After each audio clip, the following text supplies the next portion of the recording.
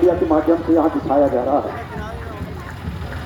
हमारा चंद्रयान-3 लॉन्च किया गया था, जो चांद के दक्षिणी ध्रुव पर पहुंचने वाला हमारा प्रथम देश था। अपना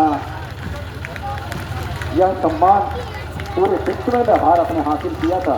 हमारा चंद्रयान-3 जो उसका प्रदर्शन साइंस फॉर इंडिया के द्वारा यहाँ पर किया जा रहा है, और ये हमारी पृथ्वी का ग्लोब दिख रहा है, और इस ग्लोब के दक्षिणी ध्रुव पर यह चंद्रयान-3 स्थापित है, जिसमें एक रोवर है और प्रज्ञान नाम का यहाँ पर, और देखें दोनों बच्चे हमारे भारत माता का झंडा वहाँ पर लहरा रहे। ये प्रज्ञान है, ये चंद्रयान-3 हमारी धरती माता पर दक्षिणी ध्रुव पर स्थापित किया गया।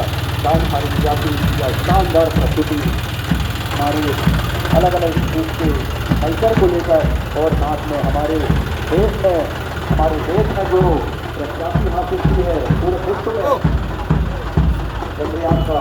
अरे रैली निकल रही है इधर मध्य प्रदेश में, इधर घोटास में वो दिखाते हुए साइंस फॉर इंडिया किया है। मनमोहक प्रस्तुति, शानदार प्रस्तुति, शानदार झांकी।